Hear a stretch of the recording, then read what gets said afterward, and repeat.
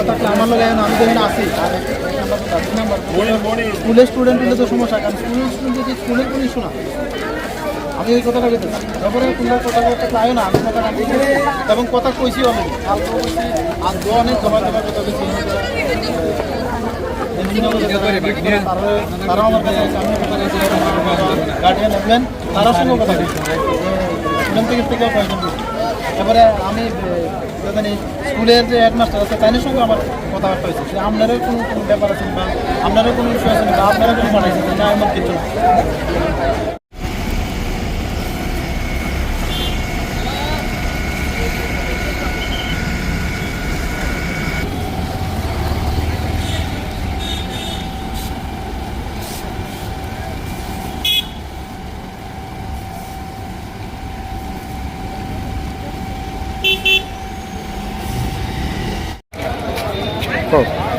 শাহিনুর ইসলাম, এনসিনগর বাড়ি এবং সোনামুড়া নবদ্বীপ চন্দ্র ইনস্টিটিউশনে অর্থাৎ এনসি স্কুলের ছাত্র, ক্লাস 11-এর ছাত্র।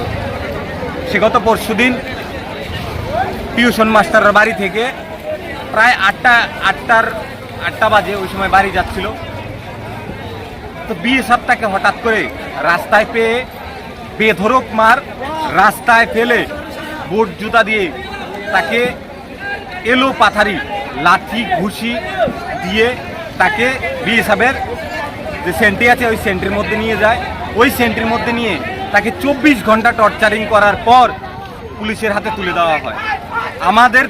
আমরা আজকে যে দাবি নিয়ে এখানে বসেছি, অন্যায় করলে আইন আছে, আইন শাস্তি দেবে, কিন্তু বিএসএফ যে বর্ডার গার্ড সে যদি দোষ করে থাকে তাকে পুলিশের হাতে তুলে দেওয়া হোক। কিন্তু তাকে কেন মারা হলো? সে একজন নাবালক, তাকে কেন মারা হলো? ক্লাস 11-এ পড়ে। আজকে যারা সমাজে বড় বড় দোষী, যারা বড় বড় ব্যবসায়ী, তাদেরকে কেন ধরছে না? আজকে যারা ছোট রাস্তা দিয়ে হাঁটছে, সে টিউশন মাস্টার থেকে বাড়িতে যাচ্ছে, তাকে কেন ধরা হচ্ছে? সমাজের বড় বড় মাফিয়াদেরকে কেন ধরা হচ্ছে না?